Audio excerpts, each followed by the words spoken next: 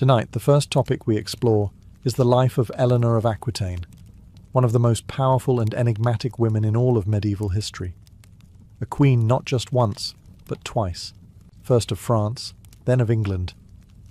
She wasn't simply a consort lost in her husband's shadow.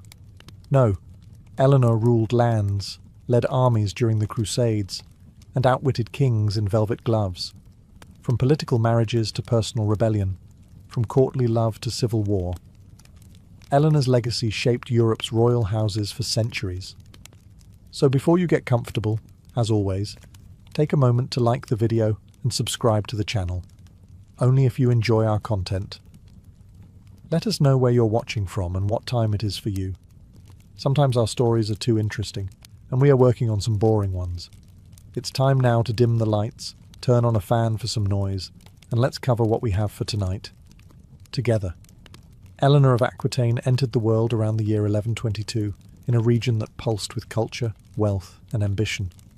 She wasn't born into just any noble house.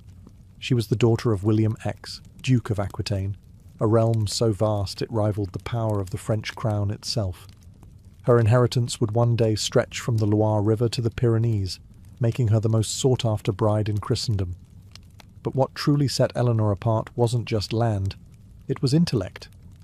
Raised in the glittering court of Poitiers, Eleanor was immersed in a world of poetry, philosophy, and politics. Unlike most girls of her era, she was rigorously educated.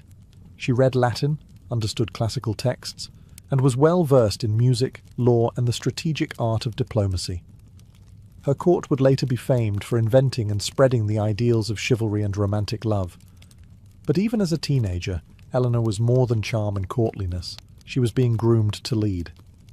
Everything changed in 1137. Her father, while on pilgrimage to Santiago de Compostela, fell ill and died suddenly.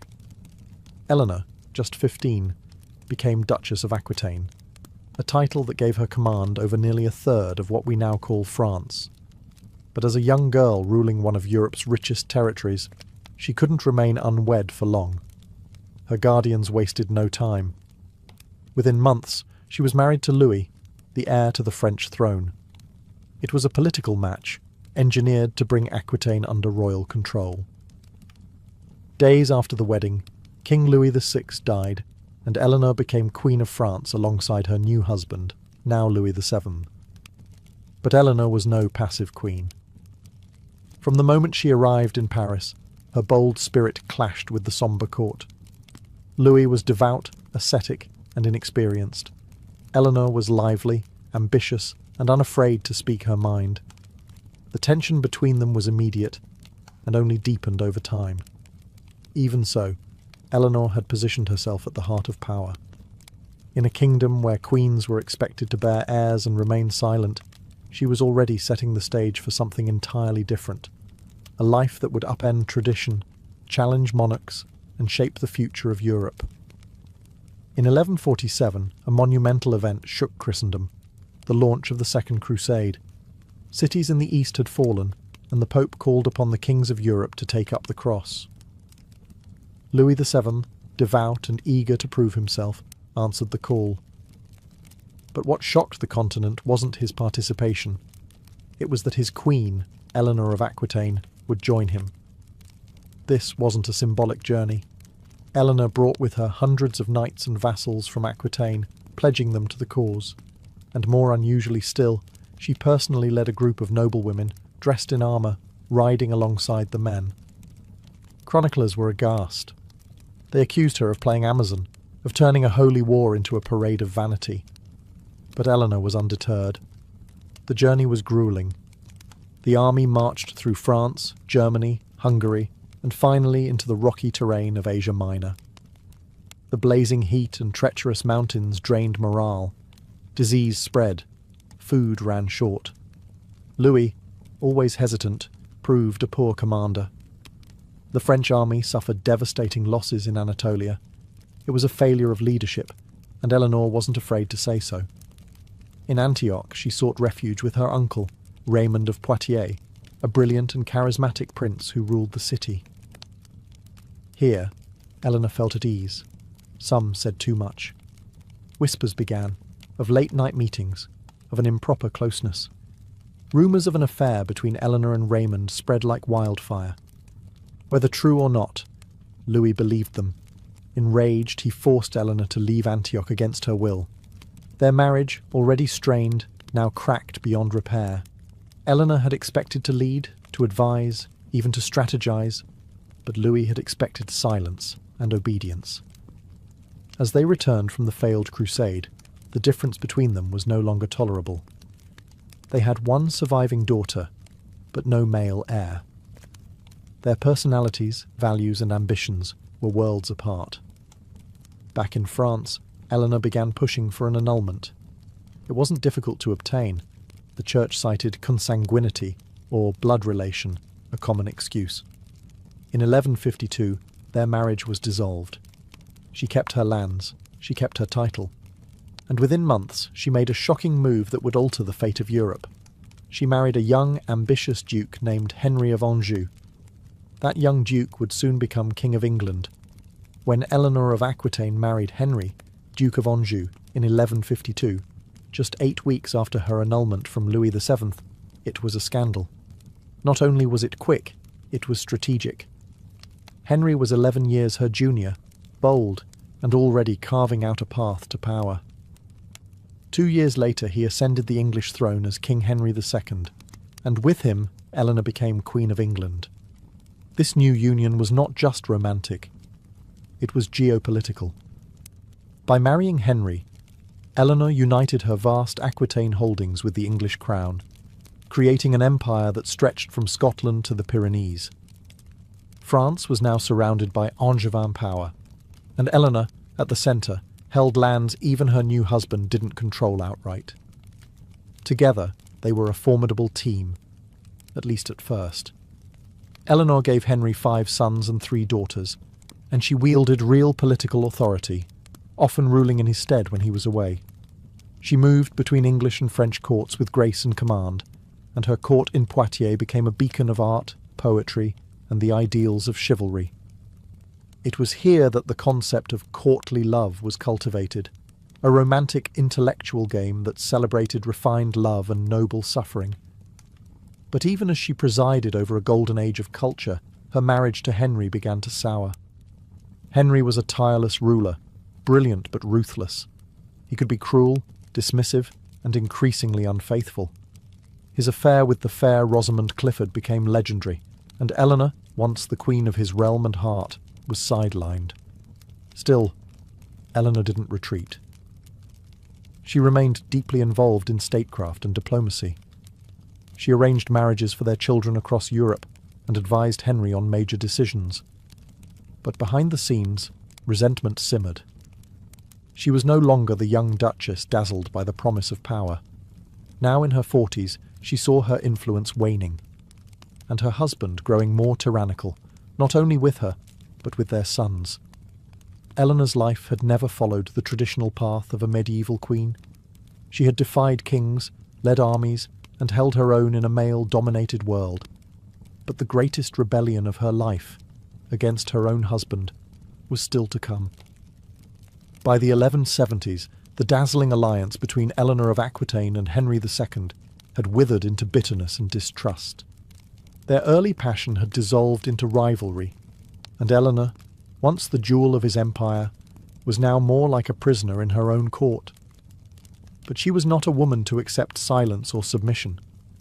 If her husband would not respect her, she would defy him through the one force he feared most, their sons. Henry and Eleanor had raised a dynasty of restless, ambitious boys, Henry the young king, Richard, Geoffrey, and John. But Henry II, though brilliant, was paranoid and possessive. He refused to share real power with them, even after crowning his eldest, Henry the young king, as co-ruler in name only. Tensions within the royal family exploded. In 1173, Eleanor made a daring and dangerous move. She encouraged her sons, especially young Henry, Richard, and Geoffrey, to rebel against their father. It wasn't just a family squabble, it was an armed revolt, with the backing of King Louis VII of France and other European nobles. Eleanor's reach, even in her 50s, was astounding. She rallied allies, forged letters and mobilized armies against the most powerful monarch in Western Europe. For a moment, it seemed the rebellion might succeed. Henry II was caught off guard. England and Normandy were under siege, but his response was swift and brutal. The rebellion crumbled. Geoffrey surrendered. Young Henry, too weak to lead, faltered. And Richard, though brave, lacked the force to win. But the deepest betrayal Henry felt wasn't from his sons, it was from his wife. Eleanor, attempting to flee Aquitaine in disguise, was captured. She was taken to Henry's court, stripped of her authority, and placed under house arrest. For the next 16 years, she would live in confinement, moved from castle to castle under constant watch. No trials, no titles, no more freedom. But Eleanor's spirit did not break. She endured, she waited, and she watched as her sons, now men, continued to battle their father and each other. She knew time would shift the power balance again. Eleanor had survived the Crusades, political exile, and 2 royal marriages. And now, in silence, she prepared for her next chapter, one that would restore her to power in a way no one saw coming. In 1183, Eleanor's life took a grim turn and an unexpected opening. Her eldest son, Henry the Young King, died of dysentery while on campaign. The rebellion he once led against his father had failed, and now the heir to the throne was gone. With his death, a political void emerged, and Eleanor, still under house arrest, found herself once again at the centre of royal strategy. Her second surviving son, Richard, bold, brilliant, and utterly fearless, now became Henry II's new heir. But trust between father and son was broken. Henry favoured his youngest son, John, hoping to divide lands between them and keep Richard in check. Richard, however, wanted full control of Aquitaine, his mother's lands, and his by right. Eleanor, despite her imprisonment, remained in contact with Richard. She encouraged his ambition and loyalty to Aquitaine. She knew his strength, his charisma, and his popularity among the nobles. If anyone could outmaneuver Henry II, it was Richard. And in 1189, fate finally moved in her favour. That year, Henry II, worn by age, betrayal, and illness, died. The Plantagenet king, who had ruled like a lion and imprisoned his queen for over a decade, was gone. Richard ascended the throne as King Richard the Fund of England, Richard the Lionheart, and his very first act as king, he released his mother. After 16 years in captivity, Eleanor of Aquitaine walked free. She was in her late 60s now, but her resolve had never weakened. Richard knew her worth. He made her his chief advisor and entrusted her with immense political power.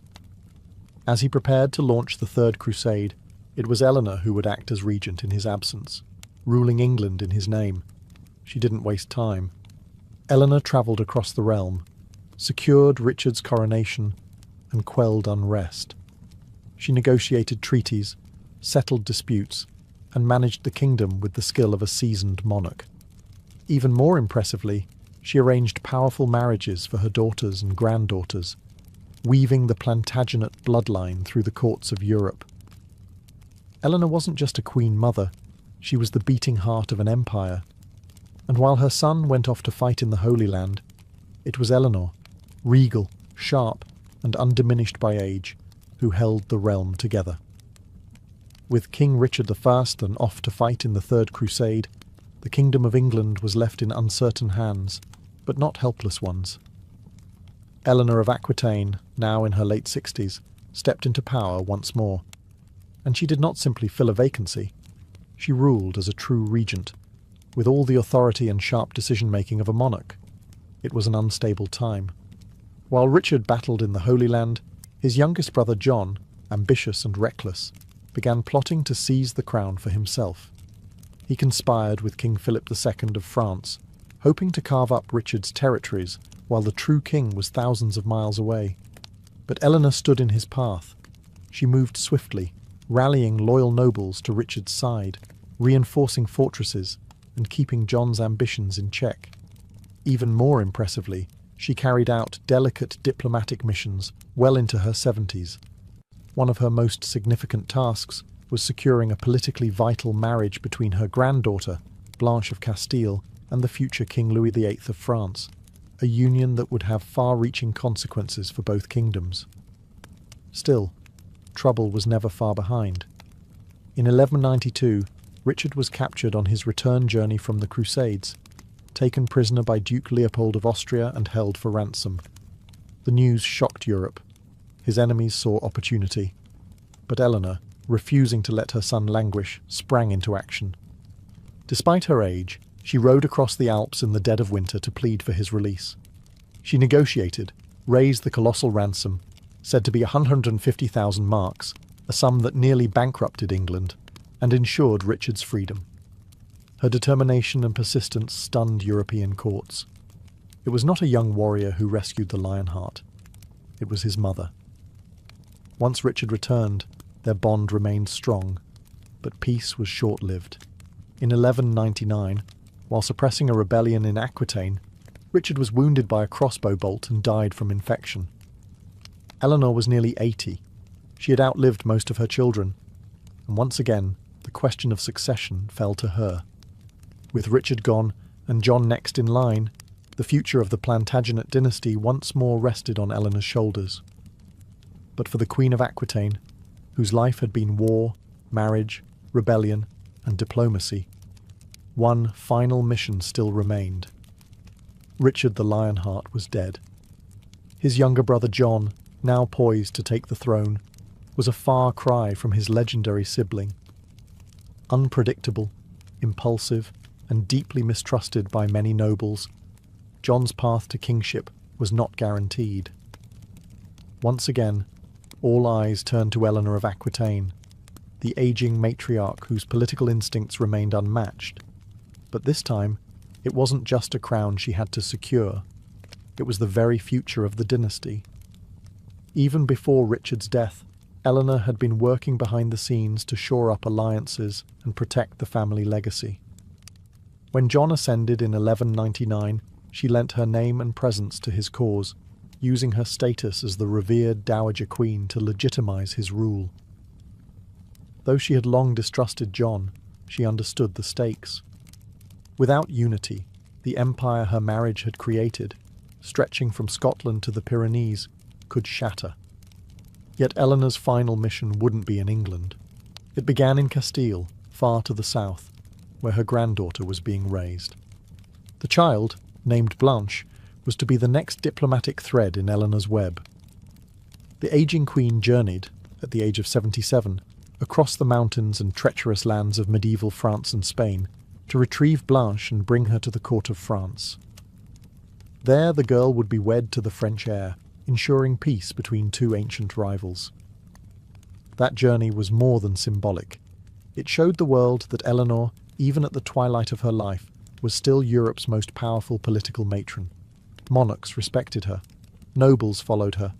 Enemies thought twice before crossing her. But time was catching up. After securing Blanche's betrothal, Eleanor returned to Fontevraud Abbey in Anjou, a quiet religious retreat she had long favoured. She withdrew from politics, not because she was defeated, but because her final moves had been made. She had ruled alongside kings, given birth to 2 generations of monarchs, and shaped the course of Europe through ink, sword, and silk. In her last years, she took the habit of a nun. But no one mistook her for ordinary. Even in contemplation, Eleanor of Aquitaine remained a sovereign soul, one who had written her own legend in a world built to silence women. Eleanor of Aquitaine passed away on April 1st, 1204, at the age of roughly 82. Her death marked the end of an era, not just of a queen, but of a woman who had shaped the destinies of 2 kingdoms and 3 generations of rulers. Few in medieval history had lived so long, and fewer still had lived with such influence, intensity, and independence. She died at Fontevraud Abbey, the same quiet monastery in the Loire Valley where she had spent her final years. But this was no cloistered nun in obscurity. Even in retreat, Eleanor remained a symbol. Kings and ambassadors still sought her counsel. Nobles paid homage. Her name carried weight not just in England and France, but across the courts of Europe. She was the widow of two kings, Louis VII of France and Henry II of England. She was the mother of Richard the Lionheart and King John. She had been Duchess, Queen, Prisoner, Regent and Diplomat, and she had worn each title like armour. Her burial was no less symbolic. She was laid to rest beside Henry II and Richard I at Fontevraud Abbey, the powerful men who had defined her life and whom she had outlasted. A statue atop her tomb shows her not with a sceptre or crown, but with a book, a quiet testament to her intellect, her education, and her lifelong love of learning. Even in death, Eleanor refused to be remembered as simply a queen. She was a thinker, a ruler, a matriarch, and above all, her own woman. Across Europe, the reaction to her death was one of awe and reverence. Chroniclers, even those who had once criticised her, now praised her wisdom, her strength, her grace. She had been controversial, yes, bold in her loves, unflinching in her politics, but never forgotten, never ignored. Eleanor's legacy is not just in the castles she ruled or the kings she crowned. It is in the very idea that a woman, in a world built for men, could claim her place, not by permission, but by sheer force of will. She did not ask for power. She embodied it, and in the tapestry of medieval Europe, her thread runs long, golden, and unbroken. Eleanor of Aquitaine's legacy is not confined to stone tombs or faded scrolls.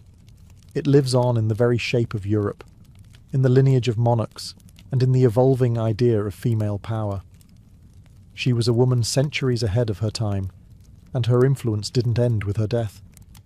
In fact, in many ways, it began to crystallize only after she was gone. Through her children and grandchildren, Eleanor's bloodline spread across the thrones of Europe. Her daughter Eleanor of England became Queen of Castile. Her granddaughter Blanche of Castile, the one she personally escorted to France, would become the mother of Louis IX, the future Saint Louis. And of course, her sons Richard and John left legacies of their own, though often marked by war, controversy, and legend. But beyond royal bloodlines, Eleanor reshaped the idea of what a queen could be. Before her, queens were often silent partners, pawns of dynastic marriage. Eleanor broke that mould. She was a landowner in her own right, a political strategist, a commander of troops, and at times, the effective ruler of an empire. Her courts in Aquitaine helped birth the concept of courtly love, a cultural movement that transformed medieval literature, music, and values. Her patronage encouraged poetry and philosophy in a time dominated by warfare and dogma.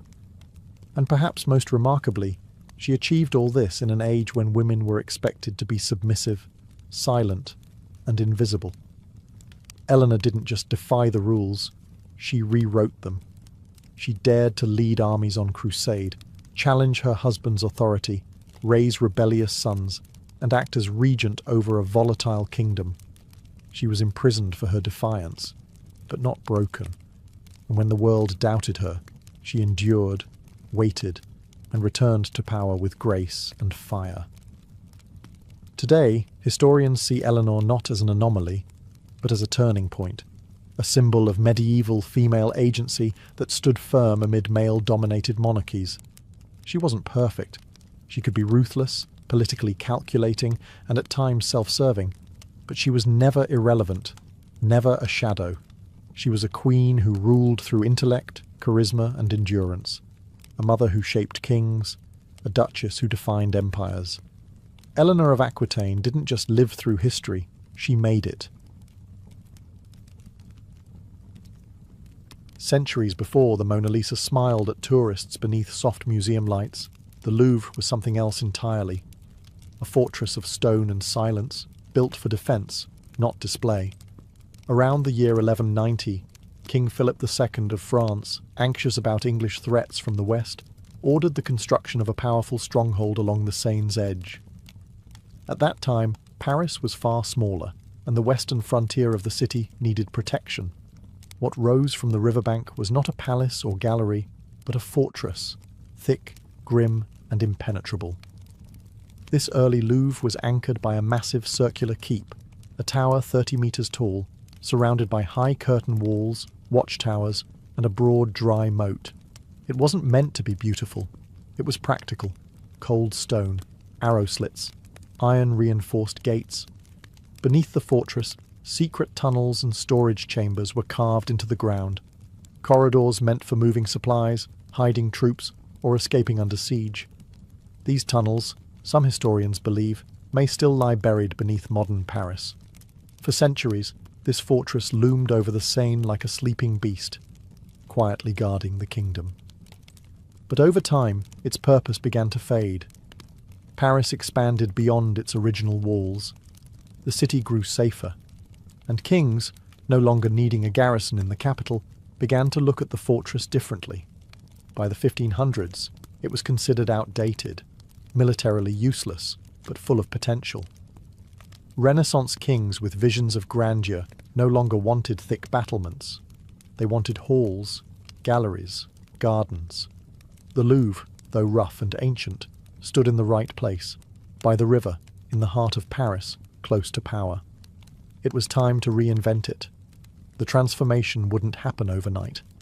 The old fortress was slowly dismantled, reshaped, and incorporated into new royal plans. But the bones of that original medieval beast never fully disappeared. When renovations were done in the late 20th century, centuries after the museum had taken over, workers unearthed the buried base of Philip's Tower, cold, grey, and intact. Today, visitors can still descend into the Louvre's basement and stand among the stones that once guarded Paris, silent sentinels from a darker time. And beneath the polished marble and curated calm of the museum, the ghosts of a fortress still linger. By the early 16th century, the age of feudal wars had faded, and so had the need for castles within city walls. Kings no longer wanted to defend Paris with stone. They wanted to rule it with style. It was during the reign of King Francis I that the Louvre began its most dramatic transformation, from a military outpost to a seat of royal power and artistic ambition. Francis III had spent time in Italy and returned to France inspired by the Renaissance. He didn't just want a palace. He wanted a symbol of culture, sophistication, and modern monarchy. In 1546, he ordered the demolition of parts of the old medieval keep and began replacing it with elegant wings and ornamental facades. Italian architects were invited to Paris, and with them came a new aesthetic: arches, columns, and symmetry. The cold fortress slowly began to bloom into a palace, but Francis wasn't just building walls. He was building a collection. He brought Italian masterpieces back with him, including works by Leonardo da Vinci. The most famous, the Mona Lisa. Francis purchased it directly from da Vinci himself, and though it wouldn't be displayed to the public for centuries, the seeds of the Louvre's future were being quietly planted. His successors continued the work. Catherine de' Medici, widow of King Henry II, constructed the nearby Tuileries Palace and had grand ideas to link it with the Louvre. Her efforts set in motion what would become the massive palace complex stretching along the Seine. It became a symbol of the monarchy, sprawling, majestic, and ever-growing. By the time of Louis XIII and Louis XIV, the Louvre had taken on a dual personality, half residence, half artistic epicenter. Artists were invited to live and work in its halls. Sculptors, painters, and architects passed through its corridors, some even sleeping beneath their canvases. The Louvre was no longer just a home for kings. It had become a home for creativity. Yet even as elegance overtook utility, the palace remained politically potent. Behind its ornate walls, plots unfolded, alliances were forged, and power shifted hands. The Louvre was no longer built to keep enemies out. Now it was designed to dazzle them. As the Louvre evolved into a dazzling palace, it seemed destined to become the permanent heart of royal life in France. But in the 17th century, one man would change everything. Louis XIV, the Sun King. Ambitious, theatrical, and obsessed with control, Louis saw the Louvre as a relic of compromise, too urban, too cramped, too tangled in old aristocratic bloodlines. He wanted something grander, purer, and wholly his own. And so, in 1682, Louis XIV moved the royal court to Versailles. The shift was monumental. With that single decision, the Louvre's role as the centre of royal power ended. Its once glorious halls, lined with tapestries and filled with courtiers, were suddenly quiet. The king was gone. The nobility followed. And the Louvre, left behind in the capital, began to lose its lustre. But it didn't fall into decay. Instead, something unexpected happened. It began to open up. Without the constant presence of royalty, the Louvre became a haven for artists and intellectuals. Louis XIV, though absent, had a soft spot for the arts. He allowed the Royal Academy of Painting and Sculpture to take up residence in the building. Studios and workshops filled the vacant rooms. Painters and sculptors worked beside philosophers and mathematicians. The Louvre transformed into a living laboratory of French creativity. During this period, the Louvre's identity became more fluid. It was no longer a fortress, no longer a royal residence. It was something between. It housed administrative offices, academies, and salons. At times it was chaotic, a patchwork of projects and unfinished renovations. But beneath the confusion, a new idea was taking shape. That perhaps this former seat of kings could one day belong to the people. There were whispers of turning it into a public gallery, a place where ordinary citizens could see the treasures their taxes helped collect. But under the monarchy, the idea remained just that, a dream. Still, the seed was planted. The Louvre, stripped of royal glamour, began to acquire a new kind of prestige, one built not on crowns and courts, but on culture and knowledge. And as political storms gathered on the horizon of France, that cultural core would become more powerful than any throne. By the late 18th century, the storm that had long been brewing in France finally broke. The monarchy fell. The guillotine rose. And in the chaos of revolution, centuries of royal tradition were torn down, including the idea that art belonged only to kings. The Louvre, once a private pleasure palace of monarchs, stood on the brink of transformation.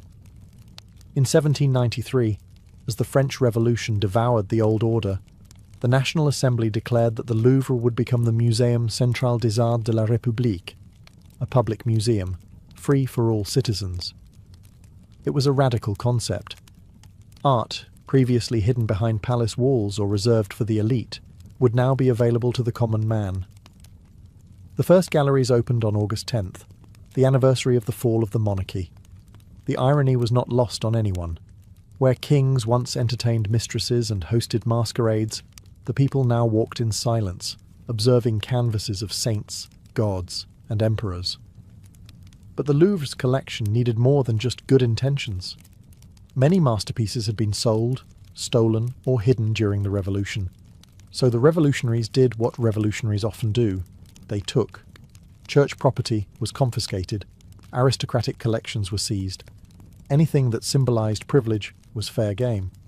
The Louvre became the great collector of confiscated beauty. And then came Napoleon. When he rose to power, the Louvre entered a new, ambitious phase. Napoleon saw art not just as culture, but as conquest. Wherever his armies marched, treasures followed. From Rome to Venice, Egypt to Berlin, Napoleon plundered paintings, statues, and antiquities. He renamed the museum the Musée Napoléon and filled it with loot from across Europe. The Louvre swelled with spoils, winged victories, Roman busts, Egyptian sarcophagi. Art was no longer just inherited, it was seized. And the museum, once a symbol of royal excess, now stood as a showcase of empire. But with Napoleon's fall in 1815 came a reckoning. Many nations demanded their treasures back. Some were returned. Others mysteriously stayed. Still, the Louvre survived. And more than that, it was reborn. No longer royal, no longer revolutionary. It had become something lasting. A monument not just to France, but to civilization itself. and beneath its marble floors, the layers of history continued to deepen. While the Louvre dazzled the world above ground, beneath its stone corridors and polished galleries lay another story, one of secrets, tunnels, and whispers lost to time. Few visitors know that beneath the museum's grandeur is a network of cellars, passageways, and forgotten vaults that speak to the building's centuries of transformation. Much of the underground space dates back to the original medieval fortress. When Philip II built the first Louvre in the 12th century, it included underground storerooms and escape tunnels carved into bedrock. Some were used to store arms and grain, others, it's believed, connected to the Seine for stealthy movements during times of siege. As the fortress became a palace and the palace became a museum, these passages were expanded, sealed, or repurposed. Some were converted into wine cellars during the Renaissance. Others were bricked up and abandoned, their existence remembered only in aging floor plans and royal letters. One particularly eerie structure is the remnants of the original moat, now part of the museum's basement exhibit. Visitors can walk along its cold stone edge, where the line between museum and ruin becomes thin. Here, the polished elegance of the Louvre gives way to raw medieval stone, crumbling, weathered, untouched by centuries of renovation. And then there are the rumours. Some say secret tunnels still lie hidden beneath the Louvre, remnants of royal escape routes or wartime shelters. During World War II, it's documented that certain rooms and underground passages were used to hide France's artistic treasures from Nazi looters. Paintings were crated and smuggled out, but not everything could be moved. Some relics were buried deep in the Louvre's belly, surrounded by stone, guarded by curators who knew every inch of the underground map.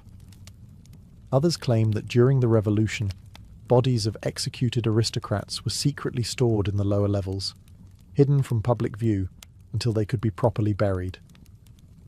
No evidence confirms this, but the myth lingers in the Louvre's walls like an echo. Today, many of these lower levels are closed to the public. Some serve logistical purposes, archives, maintenance routes, climate control zones, but others remain sealed, inaccessible, their secrets intact. Beneath the Louvre's polished surface, the past still breathes, heavy with stories never displayed in frames. In June 1940, Paris fell under Nazi occupation. German troops marched through the city's boulevards, and the swastika flew from the Eiffel Tower. The Louvre, the crown jewel of French heritage, stood ominously in the heart of it all, vulnerable, exposed, and filled with priceless art. What happened behind its grand doors during those dark years remains one of the most intense and covert chapters in the museum's long history. But the Louvre was not caught off guard. Even before the Germans entered the city, French curators and art historians had begun executing a secret evacuation plan. Thousands of works, including the Mona Lisa, the Venus de Milo, and the Winged Victory of Samothrace, were quietly removed, crated in custom-built boxes, and shipped to castles, abbeys, and rural estates throughout France. Convoys of trucks, disguised and escorted, carried away the nation's soul under the cover of night. It was the largest museum evacuation ever attempted. By the time Nazi officers arrived to inspect the Louvre, the galleries were eerily empty. What remained were decoy paintings, empty frames, and a skeleton staff. The Nazis, furious but impressed by the scale of the operation, repurposed the building for their own use. Some rooms were used as offices for the Kunstschutz, the Nazi division tasked with cataloguing and controlling Europe's cultural property. Meanwhile, the hidden masterpieces were constantly moved across the French countryside to evade detection. Museum staff risked their lives to preserve what they called the treasure. Some of them joined the resistance. Others faked documents, forged shipping orders, or misled collaborators. The Louvre, though silenced, was not passive. It became part of a cultural battlefield. By 1944, as the Allies approached, the Nazis began retreating and looting. French resistance members worked tirelessly to protect the hidden collections from being taken. When Paris was finally liberated in August, the museum's defenders emerged from the shadows, and the Louvre slowly began reclaiming its treasures. One by one, the great works returned to their home. Some had suffered, others had narrowly escaped destruction. But the Louvre had survived the war, not just as a building, but as a spirit. And in its quiet halls, you can still feel the weight of what was almost lost. By the late 20th century, the Louvre had become one of the most respected museums in the world, a guardian of civilization's greatest treasures. But beneath its grandeur, it was showing signs of strain. The galleries were crowded, the entrances outdated, and the layout confusing. The museum needed a transformation, and in 1981, French President François Mitterrand announced the most ambitious modernization in the Louvre's history. At the center of it all would be a glass pyramid. Designed by Chinese-American architect I.M. Pei, the project was bold, radical, and immediately divisive. The idea of placing a massive, modernist structure, made entirely of steel and glass, in the middle of the Louvre's historic courtyard sent shockwaves through France. Critics called it an eyesore, a scar on the face of French heritage. One newspaper infamously described it as a monstrosity that would defile the spirit of Paris. But Pei remained calm. He believed that the pyramid, with its geometric precision and transparency, would complement the classical beauty of the Louvre, not compete with it. And more importantly, it would serve a practical purpose. It would act as a grand central entrance, unifying the various wings of the sprawling complex. Construction began in 1984, and for years, the Louvre was a construction zone, full of scaffolding, noise, and controversy. Parisians grumbled, tourists were baffled, the press debated endlessly. But when the pyramid was finally unveiled in 1989, something unexpected happened. People began to change their minds. Beneath its sleek exterior, the new underground concourse was efficient, elegant, and flooded with natural light.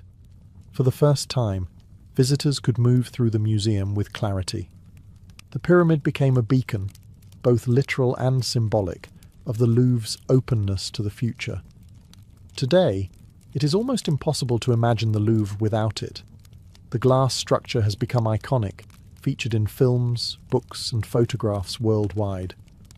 What was once mocked as architectural heresy is now embraced as visionary design. The pyramid did more than modernize the museum. It reminded the world that the Louvre had always been about transformation, from fortress to palace, from palace to museum, from past to present. And as always, beneath its elegance, controversy whispered, just as it always had. For all its beauty and brilliance, the Louvre also holds shadows. Stories of stolen treasures, missing masterpieces, and mysteries that have never been solved. As the museum grew in size and prestige, so did its collection. But not all of its pieces arrived by honest means. Some of the museum's earliest acquisitions came through seizure. During the French Revolution, artworks were taken from churches and aristocratic estates. During Napoleon's campaigns, the plundering became systematic. His armies swept through Europe and North Africa, stripping palaces and temples of statues, sarcophagi, and paintings. Many of these items were proudly displayed in the Louvre, renamed the Musée Napoléon, as trophies of empire. Though some were returned after his fall, others remained. Today, debates continue over the rightful ownership of many of the museum's most prized pieces. Greece has long demanded the return of certain antiquities. Egypt, too, has pressed for the repatriation of statues taken during colonial excavations. The Louvre's Egyptian collection, one of the largest outside of Cairo, remains a source of pride and quiet controversy. But theft didn't stop in the 19th century. In 1911, the Louvre experienced its most infamous heist. The Mona Lisa, yes, that Mona Lisa, vanished from the wall. At first, no one noticed. The painting had been modestly displayed, and when it disappeared, museum staff assumed it had been taken for cleaning. It wasn't until the next day that panic set in. The investigation was chaotic. Even Picasso was brought in for questioning. But the real thief was Vincenzo Peruggia, an Italian handyman who believed the painting should be returned to Italy. He had hidden inside the museum overnight, slipped the painting under his coat, and walked out the next morning. It took 2 years to recover the painting, which was found in Florence. There have been other losses too, some small, some devastating. A royal crown disappeared during the 19th century. A priceless Egyptian stele was damaged in transport. Some artworks taken during Nazi occupation were never returned to their rightful owners. The Louvre, like all great institutions, carries the weight of its past, glorious and flawed. For every masterpiece on its walls, there is a trail of hands, choices, and consequences. Some treasures shine in the light. Others remain hidden in the cracks of history. Today, the Louvre stands as more than a museum. It is a living organism, constantly evolving, shaped by centuries of ambition, conquest, revolution, and reinvention. Over 10 million visitors pass through its doors each year, wandering through over 650,000 square feet of galleries, peering at faces frozen in oil, marble, and time. But the Louvre's magic is not just in its masterpieces. It's in the weight of its past, the layering of eras beneath its floors and behind its walls. Every step through the museum is a journey through overlapping centuries, where medieval stone corridors lie just below neoclassical facades, and digital screens share space with ancient relics. In this palace of paradoxes, Renaissance paintings hang beneath LED lighting, while Egyptian mummies sleep beneath Parisian sky. What makes the Louvre remarkable is its refusal to stay still. New wings are opened. Old collections are reimagined. Temporary exhibitions bring contemporary voices into conversation with history. In 2012, the museum inaugurated a new Islamic art department, housed beneath a flowing golden canopy, a striking blend of ancient tradition and modern design. But the Louvre also expands beyond its own walls. In 2017, the Louvre Abu Dhabi opened, a cultural collaboration between France and the United Arab Emirates. Its architecture mirrored the light and shadow of the original, but the vision was global. Artworks from around the world were displayed together, untethered from national borders, telling stories that spanned continents and civilizations. Yet even with all this growth, the heart of the Louvre remains the same, a place where memory and imagination meet. Walk through its corridors late in the day and you'll see more than tourists. You'll see quiet moments, a child staring into the eyes of a statue, a student sketching a forgotten corner, an elderly couple standing hand in hand before a canvas. And below it all, under the glass pyramid, behind the velvet ropes, beyond the gallery lights, the Louvre still keeps its secrets. Hidden staircases, lost chambers, and perhaps, somewhere in the quiet dust of its oldest stones, the echo of a king or the whisper of a thief. The Louvre isn't just a museum. It's a memory palace, built on centuries of ambition and still writing its story. In the spring of 1974, outside the ancient city of Xi'an in China's Shanxi province, a small group of farmers were digging a well during a drought. Their tools struck something hard, not rock, but clay. First came fragments, a torso, a pair of arms, then a face staring back at them through layers of soil. It was unnerving, life-sized, hollow, yet hauntingly real. The local authorities were alerted, and soon archaeologists arrived to investigate. They had no idea they were about to uncover one of the most extraordinary archaeological finds of the 20th century. As excavations expanded, the earth yielded more than anyone could have imagined. Row after row of clay soldiers emerged from the soil, thousands of them standing in precise military formation, frozen in time for over 2,000 years. Each one was unique. Different hairstyles, armor styles, facial expressions. No two were exactly alike. Some stood tall with commanding presence, others crouched in attack stance, and they weren't alone. Clay horses, wooden chariots, and bronze weapons accompanied them, all crafted with startling realism. What had these figures been guarding for so long beneath the ground? The answer lay not far away, beneath an unexcavated mound over 250 feet high, the mausoleum of Qin Shi Huang, the first emperor of a unified China.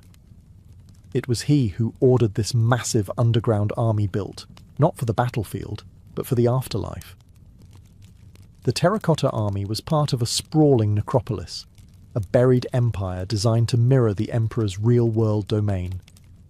Scholars estimate that over 700,000 workers may have been involved in its construction over nearly 4 decades, and incredibly, this massive wonder lay untouched and forgotten for more than 2,000 years.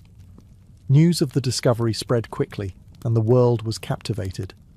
Here was not just a tomb, but a window into ancient Chinese philosophy, artistry, power, and belief. A civilization had poured its skill and resources into preparing one man for eternity, with an army that would never breathe, but would always stand. Yet the mystery was only beginning. Who made these soldiers? How were they crafted with such detail? And what secrets were buried alongside them, still untouched beneath the emperor's tomb?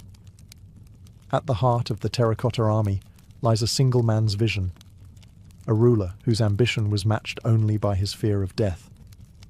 Qin Shi Huang, born in 259 BCE, rose from prince to king, and finally to China's first emperor. He unified the warring states under one banner, standardized currency, language, and even axle lengths. But while his power shaped a nation, it was his obsession with the afterlife that shaped the underground empire he left behind. From a young age, Qin was haunted by the idea of mortality. Despite ruling with an iron fist and achieving what no other had, the unification of China, he could not conquer death. Ancient texts describe his relentless search for immortality, expeditions sent in search of elixirs, meetings with mystics, consultations with alchemists. He was said to ingest strange potions containing mercury, ironically believed to grant eternal life. But while immortality in flesh eluded him, Qin ensured he would rule forever in spirit. Around the time he declared himself emperor in 221 BCE, construction began on his tomb, an undertaking so massive it would take nearly 4 decades to complete. Unlike traditional tombs, which featured burial goods and ritual objects, Qin envisioned a subterranean kingdom. Not symbols of power, but power itself. Armies, officials, entertainers, and even rivers of mercury to simulate the geography of his empire. The Terracotta Army was meant to serve as his eternal guard, soldiers to protect him in the afterlife, as they would have in life. But these were not crude idols. They were masterworks, crafted with obsessive realism, their stances and weapons reflecting actual military ranks and formations. This was not merely a monument to greatness, it was a response to fear, the fear of being alone in death, of wandering the underworld without defense or dignity. For Qin Shi Huang, eternity required preparation, and he would command an army that could not die. Ironically, the emperor's quest for eternal life may have hastened his death. The mercury-laced elixirs he took likely poisoned him. He died in 210 BCE at just 49 years old, still searching for the secret to escape time. But in a strange way, he succeeded. His body perished, but his army still stands. The Terracotta Army is not just impressive because of its scale. It's the precision, individuality, and artistry of each soldier that leave archaeologists and historians in awe. When we say there are thousands of soldiers, we don't mean copies from a mold. Each one is unique, as if frozen mid-step, mid-thought, mid-breath. The army is divided into different pits, each with its own composition and function. The largest, Pit 1, stretches over 750 feet in length and contains infantry units in battle-ready formation. Rows of archers, foot soldiers, and charioteers stand at attention, arranged in the same military order used during Qin Shi Huang's reign. Pit 2 holds cavalry and war chariots, a more elite force. Pit 3 is the command center, home to high-ranking officers and military planners. It suggests a chain of command that mirrors a real army, not a symbolic one. The level of detail is staggering. Faces are individualized. No two noses, brows, or cheekbones are the same.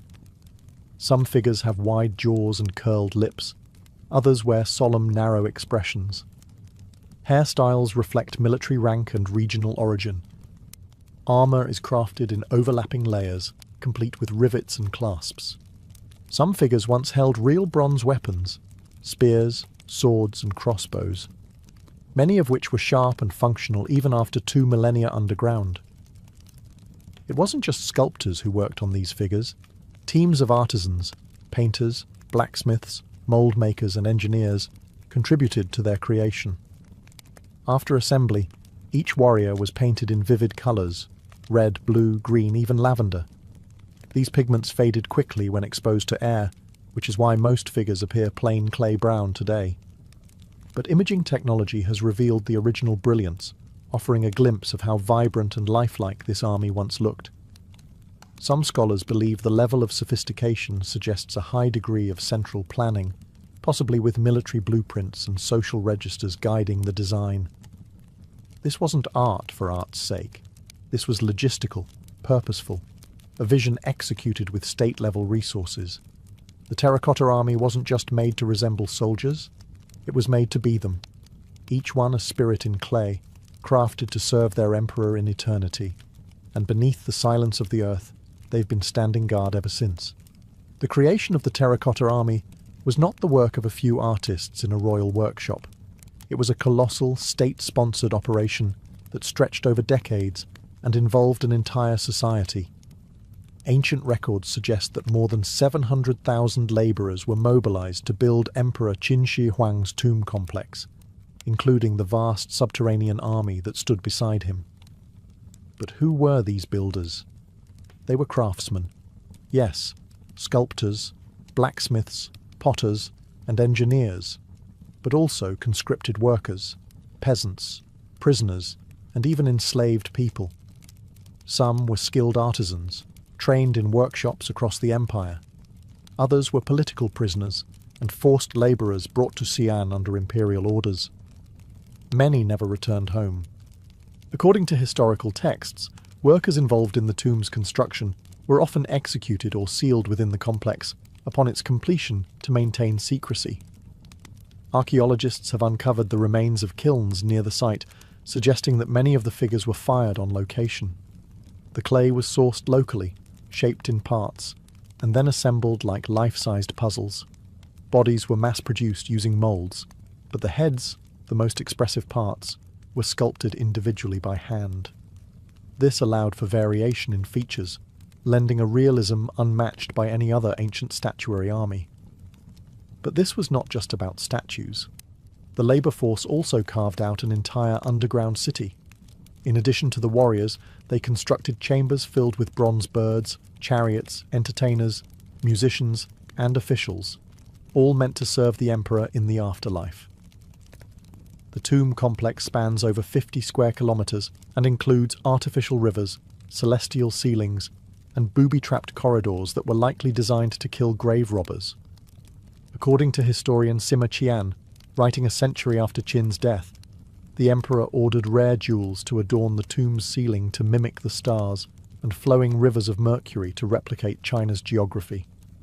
Soil samples from the site do, in fact, show abnormally high levels of mercury, suggesting the legends were rooted in truth. The builders of this empire worked in secrecy and under constant surveillance. Their legacy is buried in silence.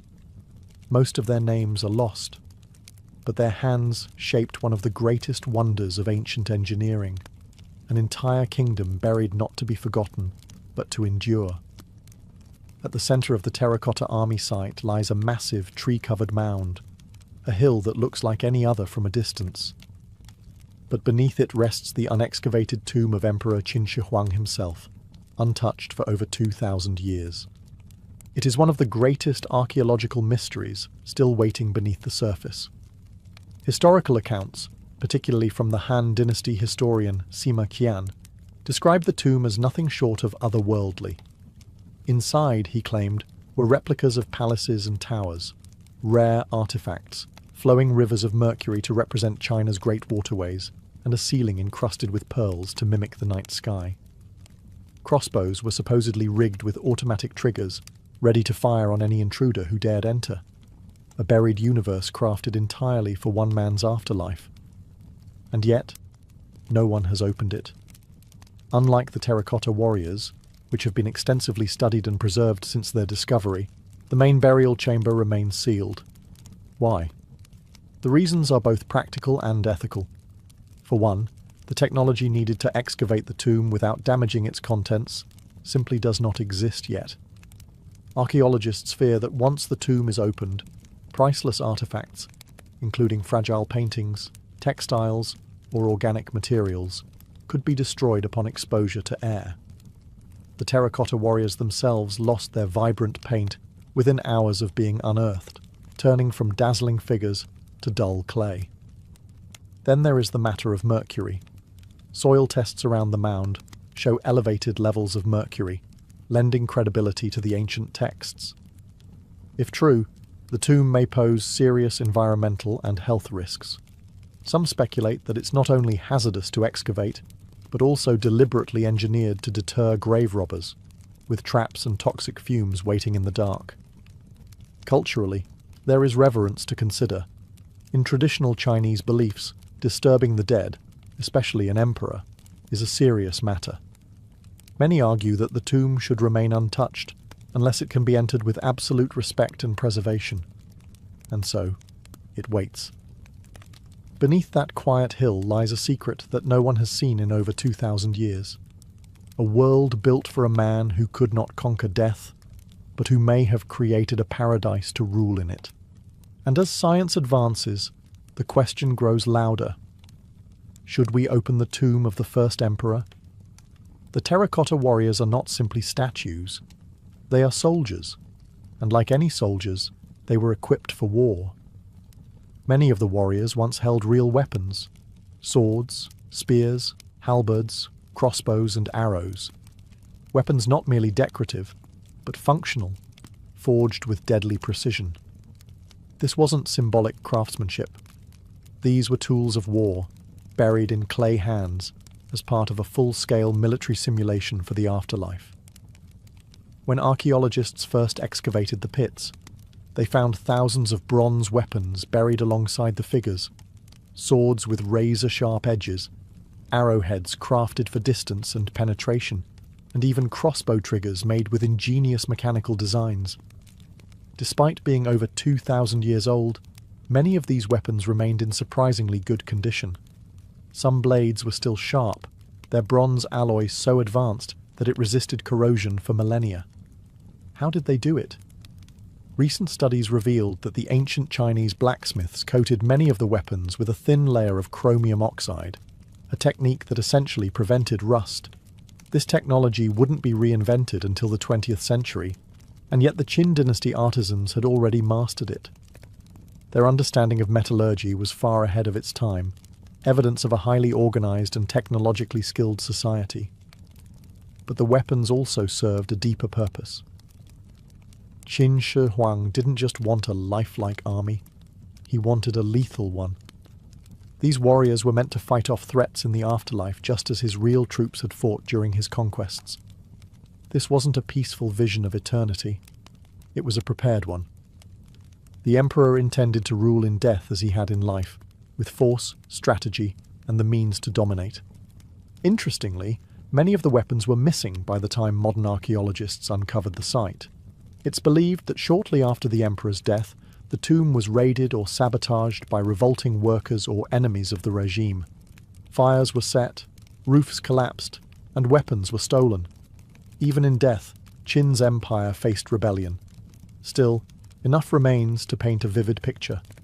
A silent army, armed and alert, standing in formation beneath the soil, each warrior once ready to march, not in this world, but in the one beyond. While the terracotta warriors are the most famous part of Emperor Qin Shi Huang's burial complex, they were far from the only figures created. Beyond the battle-ready soldiers stood entire casts of characters, a full miniature society crafted in clay, all designed to serve the emperor in his eternal realm. Archaeologists have uncovered figures of musicians, dancers, acrobats, and strongmen, each one sculpted with the same meticulous care as the warriors, though their roles were far different. Instead of armor, they wore robes. Instead of weapons, they held musical instruments or posed mid-performance.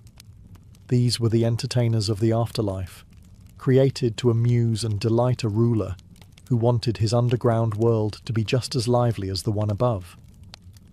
Officials and court attendants were also buried nearby, identifiable by their formal dress and composed postures. They represented the emperor's bureaucracy, advisors, scribes, and governors, all ready to keep order beyond the veil of death. Even stable hands, cooks, and grooms were included, depicted in kneeling or working poses, their faces captured with humility and fatigue. Then there were the animals. Terracotta horses stood beside wooden chariots, once painted and decorated. Underground stables revealed that not just sculptures, but real sacrificed horses may have once been buried for the emperor's use. In other pits, bronze waterfowl, cranes, geese, and ducks were found arranged along an artificial riverbed, suggesting that Qin's desire for replication extended even to nature itself.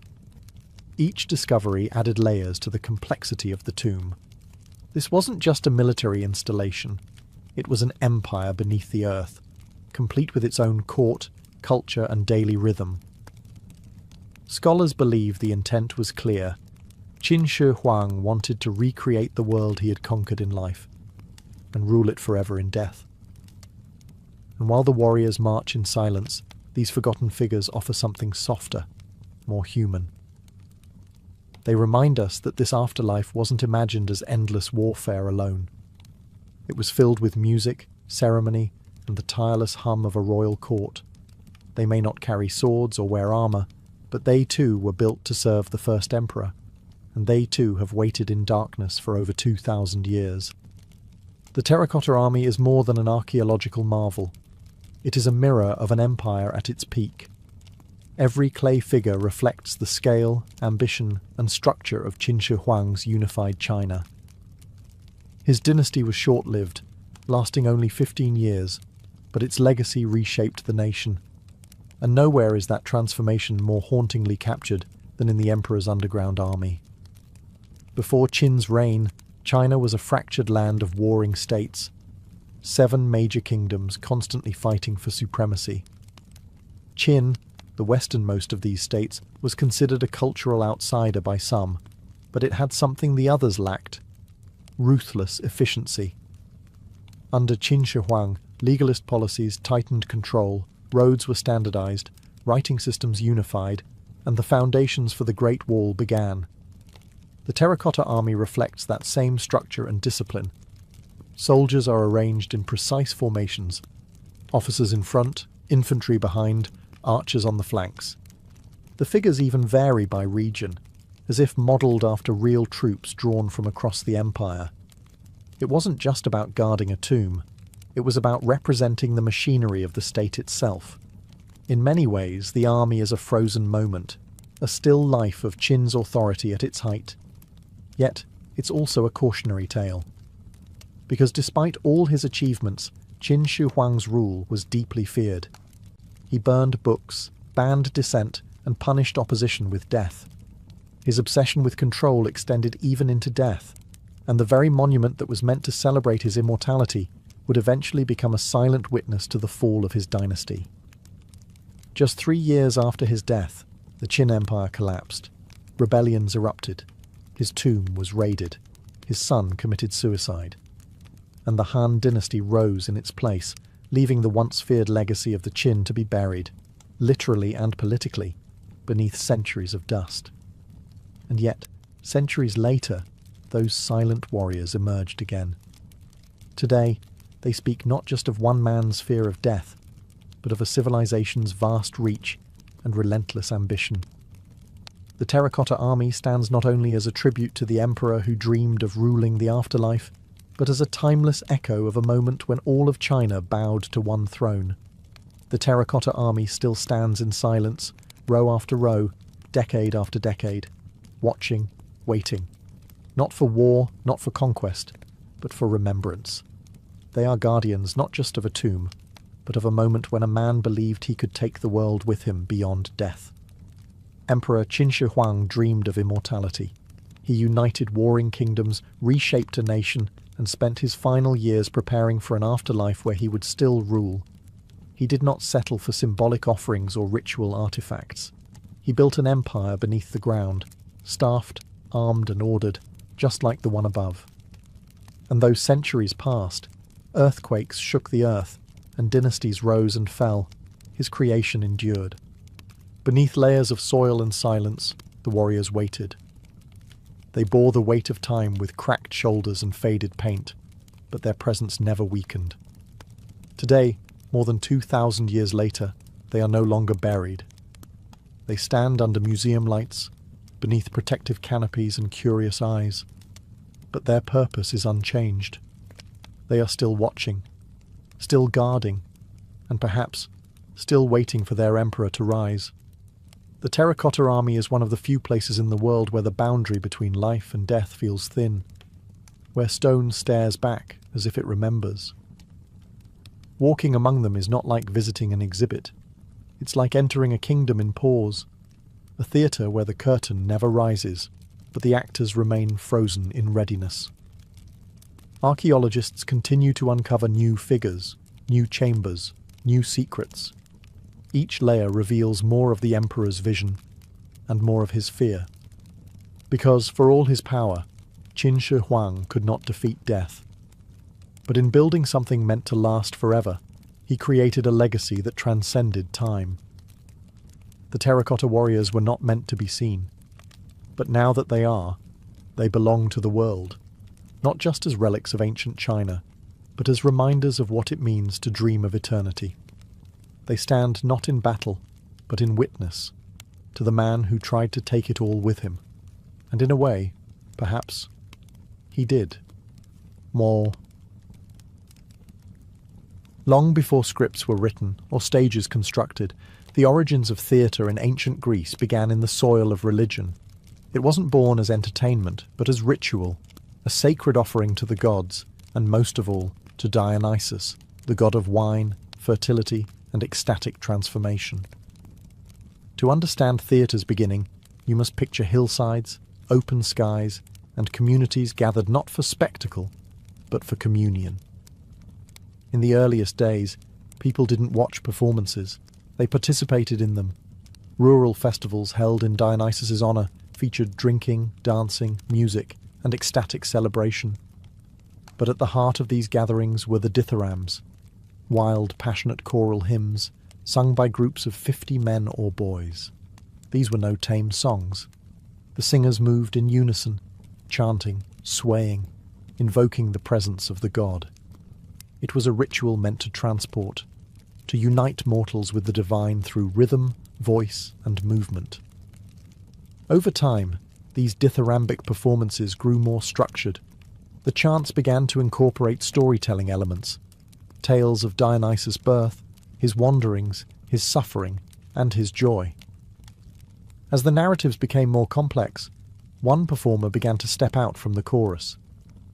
This solo voice would engage in dialogue with the chorus, creating tension, emotion, and the earliest form of dramatic exchange. This innovation is often credited to Thespis of Icaria, a 6th century BCE performer who is said to be the first person to step away from the chorus and assume the role of an individual character. In doing so, Thespis transformed ritual into drama.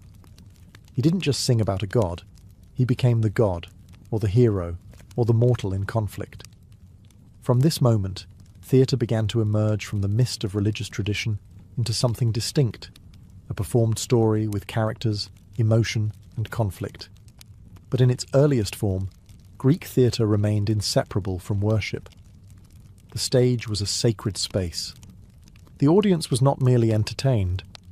They were participants in a collective act of reverence, catharsis, and transformation. Theatre, in its infancy, was not an art form for fame. It was a mirror held up to the divine, a place where gods spoke through human voices and mortals danced on the edge of mystery.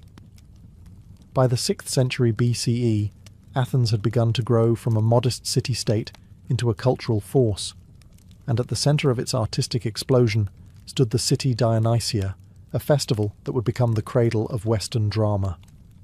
Held each spring in honour of Dionysus Eleutherius, this festival blended devotion and spectacle. It lasted several days, and during that time, Athens transformed. Streets filled with music, wine flowed freely, and the city paused its usual business. Citizens, foreigners, politicians, and commoners all took part. It was more than celebration, it was civic unity, where religion, politics, and art converged. Central to the Dionysia was the theatrical competition. Tragedians would submit tetralogies, 3 tragedies and 1 satyr play, to be performed in front of a jury. The performances were not casual affairs.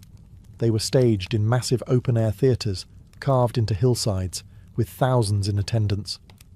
The playwrights competed for prestige, but also to honour the god.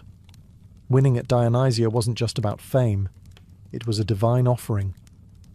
The performances began at dawn and lasted all day. Each trilogy explored themes of human suffering, divine justice, fate, and morality.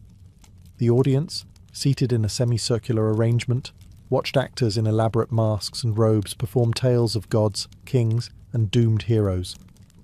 These stories were familiar, drawn from myth, but they were told with intensity, designed to move the soul. The chorus remained a vital presence, providing narration, commentary, and emotional resonance. Between scenes, they sang and danced, helping the audience interpret the unfolding drama. Music, movement, and dialogue wove together into something more than a play. It was a sacred experience, a ritual of collective catharsis. Even the state supported these events. The wealthy were required to sponsor productions as a civic duty, and tickets were subsidized so that even the poor could attend. This wasn't just art, it was democracy in motion. The city Dionysia transformed performance into an institution. It gave structure to the chaos of ritual and turned storytelling into a public mirror, one that reflected human weakness, divine wrath, and moral struggle. And through this sacred competition, theatre was born. Out of song and ceremony came something darker, deeper, and more enduring, tragedy. The word itself, tragoedia, means goat song, likely tied to ancient rituals where a goat was sacrificed to Dionysus. But by the 5th century BCE, tragedy had evolved into the cornerstone of Athenian theatre, a genre unlike anything the world had seen. Greek tragedy wasn't just a sad story, it was a spiritual dissection, a journey into fate, guilt, honour, and the terrifying uncertainty of divine will. At its heart was a tragic hero, a figure often of noble birth, who struggled against forces greater than himself. He might be a king, a warrior, or even a god-touched mortal, but always he would fall, brought down by a flaw, a decision, or an encounter with the inevitable. What made tragedy powerful wasn't just the fall itself, but the tension between human choice and cosmic fate. These plays forced audiences to ask, are we free or are we doomed? Is suffering random or deserved? And can anyone truly escape the will of the gods? 3 playwrights emerged as the titans of this form: Aeschylus, Sophocles, and Euripides. Aeschylus, the earliest of the 3, added a second actor to the stage, a breakthrough that allowed true dialogue. His works are majestic, solemn, and filled with moral gravity. He saw divine justice as complex, often harsh, but ultimately restoring balance. His Oresteia trilogy traces a family cursed by murder, vengeance, and blood, ending only when divine justice replaces personal revenge. Sophocles refined tragedy further, adding a third actor and expanding character depth. His Oedipus Rex remains the quintessential tragedy, a man trying to escape his fate, only to run headlong into it. Sophocles painted his characters with more humanity, showing their inner conflict, pride, and helplessness. Euripides, the most controversial, pushed the genre toward realism. His characters were raw, flawed, and unpredictable. He questioned the gods, highlighted the suffering of women and the marginalized, and made tragedy more personal, more painful. Through tragedy, Greek theatre became a moral arena, not just a performance, but a confrontation. Audiences didn't leave entertained. They left shaken, purged, and awed. Because tragedy didn't just show the fall of a hero, it revealed the fragility of all human striving, and reminded every viewer suffering is universal, and no one is exempt. While tragedy explored the darkness of fate and the weight of the divine, comedy emerged as its irreverent twin, wild, loud, and often scandalous. Where tragedy sought catharsis through suffering, comedy brought release through laughter, a vital counterbalance to the heaviness of Athenian life and ritual. Greek comedy, like tragedy, grew from religious festivals, especially the Dionysia and the Lenaea, another celebration of Dionysus held in winter. In its earliest form, comedy was anarchic and obscene, filled with crude jokes, parodies, and songs that mocked politicians, philosophers, and even the gods. But it wasn't mindless humour. Greek comedy was satirical, sharp-edged, and boldly political. The earliest and most famous playwright of this genre was Aristophanes, a master of what we now call old comedy. His plays featured fantasy, absurdity, and direct attacks on public figures. In The Clouds, he lampooned Socrates as a foolish sophist. In Lysistrata, he imagined women ending a war by withholding intimacy from their husbands. And in The Frogs, he sent Dionysus himself to the underworld to judge a contest between dead tragedians. Aristophanes' plays often broke the fourth wall. The chorus would turn to the audience and deliver a parabasis, a direct address that blurred the lines between fiction and public discourse. Nothing was off limits. War, corruption, philosophy, and even the theatrical competitions themselves were all fodder for ridicule. But beneath the raunchy humour and surreal plots, Greek comedy served a deeper function. It was a space where society could laugh at itself, speak truth to power, and explore taboo topics in a communal setting. In a democracy like Athens, where public opinion mattered, comedy was a form of release, a collective pressure valve. As Athens changed, so did comedy. Later, in the 4th century BCE, the rise of new comedy introduced more refined, character-driven stories. Playwrights like Menander shifted focus from gods and politics to family, love, and everyday life. These comedies would later influence Roman writers like Plautus and Terence, and eventually the modern sitcom. Greek comedy gave voice to joy, frustration, and rebellion. It showed that in a society grappling with war, death, and destiny, laughter was not escape, but survival. And just as tragedy revealed the human fall, comedy celebrated the human fool, joyful, flawed, and defiantly alive. In ancient Greece, the theatre was more than a venue. It was a sacred space, both religious and civic, where the community gathered not just to be entertained, but to be transformed. Performances weren't staged in anonymous buildings. They unfolded in massive open-air amphitheatres, carved into the hillsides, always facing nature, the sky above, the sea or city in the distance, and the gods watching from beyond. The most famous of these was the Theatre of Dionysus in Athens, located on the southern slope of the Acropolis. It could seat up to 17,000 spectators, citizens, metics, foreign residents, and visitors alike. From its marble tiers, the audience could see and be seen. This mattered. Attending theatre was a public act, a civic duty, and a ritual all at once.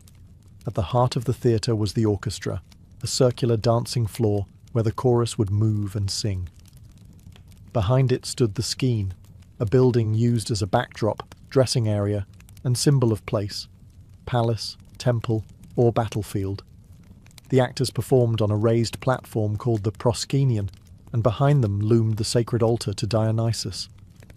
Every play was performed in his honour. But what truly made the theatre sacred wasn't just its structure, it was its purpose. Drama was a communal experience meant to stir the soul, to confront the audience with their fears, beliefs, and responsibilities. As they watched kings fall or fools triumph, the spectators weren't just observers. They were participants in a ritual of catharsis, emotional purification through pity and fear. The festival itself opened with sacrifices and processions. Statues of Dionysus were paraded through the city. The playwrights were not just artists. They were competing priests, offering their stories as sacred acts. And the audience? They were witnesses to something divine unfolding through human voices. This connection between sacred and civic was powerful. Political leaders, generals, and jurors all sat in the front rows. Democracy and drama shared the same stage. In the theatre, Athenians faced their myths, their morals, and their mortality together. The Greek theatre was never just about actors and applause. It was a temple of the human condition, where every laugh, gasp, and tear was a prayer to the gods of chaos, wisdom, and fate. In the theatres of ancient Greece, where thousands gathered in open air and no microphones existed, how could a single actor command attention? The answer lies in the art of performance, a fusion of mask, movement, and sound that transformed individuals into mythic figures, projecting emotion and character across vast space. At the centre of this transformation was the mask. Crafted from lightweight materials like linen, cork, or wood, masks covered the entire face, often with exaggerated expressions. A wide-open mouth for sorrow, an arched brow for rage, a smirk for mischief. Each design amplified the emotional tone of the character. Since only a few actors played multiple roles, the mask also allowed for rapid shifts in identity. One moment, a king. The next, a god or a slave. Masks weren't just practical. They were sacred tools, linking the actor to the spirit of the role. To wear a mask wasn't merely to pretend, it was to embody. The actor became a vessel, channeling not only character, but fate, myth, and message. Costumes were equally important. Robes were brightly coloured and stylized, helping define a character's role: royalty, warrior, servant, or fool. High platform shoes, called kothurni, elevated tragic actors, lending them a towering, otherworldly presence. In contrast, comedic actors wore padded suits and grotesque masks, exaggerating belly, backside, and facial features for laughs. Movement was grand and deliberate. Without close-ups or spoken nuance, actors used sweeping gestures and choreographed steps to express emotion. Every pose mattered. Every turn carried weight. And then there was sound. The chorus, positioned in the orchestra, sang and chanted in unison, creating a rhythmic, almost hypnotic layer of storytelling. Flutes accompanied the action, enhancing suspense, sorrow, or triumph. The human voice, trained and projected, rang out over the rows of stone seats, resonating through the marble bowl of the theatre. Together, mask, costume, motion, and sound formed a ritualized language of performance. It wasn't about realism, it was about essence, distilling human experience into bold, symbolic action. In Greek theatre, the actor was not a star, but a servant of the story, shaped by myth, driven by voice, and veiled in the haunting power of the mask. In the heart of every ancient Greek drama stood the chorus, a group that was neither lead actor nor passive audience, but something in between. They did not simply watch the story unfold. They sang it, danced it, questioned it, and mourned it. The chorus was the soul of the performance, a bridge between mortals and gods, stage and spectators. Traditionally composed of 12 to 15 men in tragedy and up to 24 in comedy, the chorus performed in the orchestra, the circular dancing floor at the base of the stage. Their movements were carefully choreographed, and their songs, known as odes or stasima, were set to the tones of the aulos, a double-reeded flute that gave the music its distinct haunting resonance. But what did the chorus do? They offered commentary on the action, posed moral questions, and voiced the thoughts that the characters themselves could not say. If the hero made a fatal choice, the chorus might whisper doubt. If a god intervened, the chorus interpreted its meaning. They echoed the audience's own reactions: fear, pity, outrage, wonder, but with poetry and rhythm that elevated the response into something nearly divine. Sometimes the chorus acted as a kind of collective conscience. In Oedipus Rex, they beg the king to listen to reason, sensing doom before it falls. In Antigone, they struggle to choose between law and justice. In the Bacchae, they represent the ecstatic followers of Dionysus, joyful, dangerous, and devoted. Their function wasn't always solemn. In comedy, the chorus could be loud, rude, and wildly inappropriate. They might interrupt the action, mock the audience, or even deliver a parabasis, a direct address to the crowd, often expressing the playwright's own views on politics, art, or society. What made the chorus powerful wasn't just what they said, but how they said it, in unified movement and voice. They were a living metaphor, the many speaking as one, reflecting not just personal opinion, but collective identity. In a world where fate and the gods ruled all, the chorus reminded every theatre-goer of their place in the grand design, as witness, as questioner, and as voice for the voiceless. In Athens, the birthplace of both theatre and democracy, drama was not just an art form, it was a civic institution. The theatre was where the city came together, not only to witness myths and legends, but to confront itself, its values, its fears, its failures. It was a space where storytelling and citizenship intertwined. The annual festivals, especially the city Dionysia, were funded and attended by the state. Wealthy citizens were appointed as chourgoi, responsible for financing productions as a form of public service. The best plays were selected by magistrates, performed in front of thousands, and judged by a panel of citizen jurors. The process was formal, competitive, and deeply Athenian. Why was this important? Because the stories on stage were never just about ancient heroes or faraway gods. They were reflections of the present, moral and political allegories that held a mirror up to the city itself. When Sophocles staged Antigone, he wasn't just telling a myth about a stubborn king. He was asking his fellow Athenians, when does the law serve justice, and when does it become tyranny? When Euripides wrote about war-torn women in the Trojan Women, he was echoing the recent devastation of Athens' own military campaigns.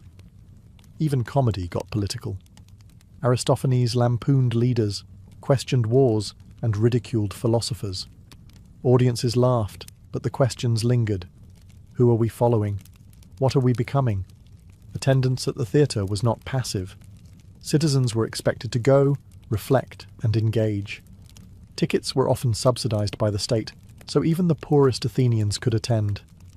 The belief was clear: a healthy democracy requires a thoughtful public, and theatre helped cultivate that thought.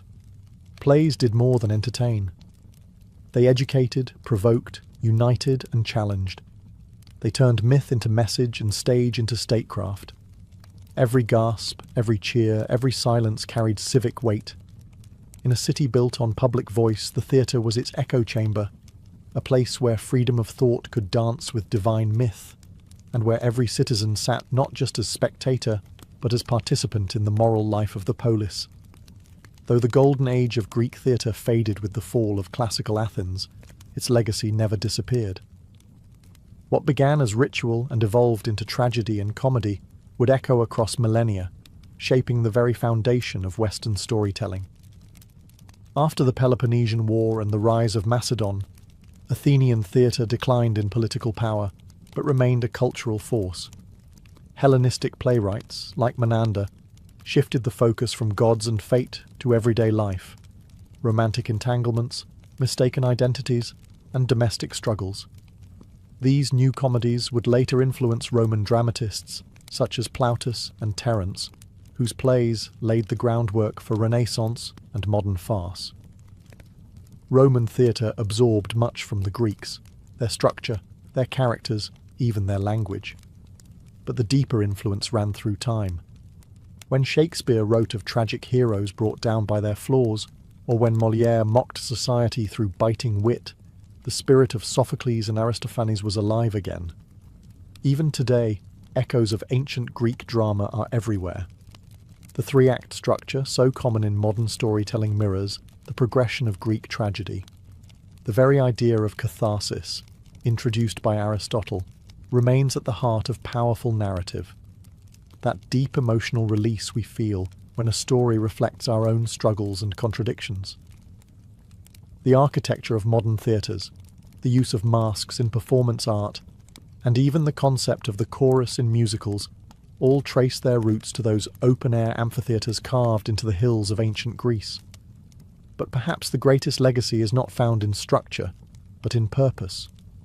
Greek theatre asked questions we are still asking. What is justice? What is fate? What does it mean to be human in a world ruled by forces beyond our control? It gave voice to grief, joy, defiance, and absurdity. It reminded citizens that power must answer to truth, and that laughter could be as revolutionary as rage.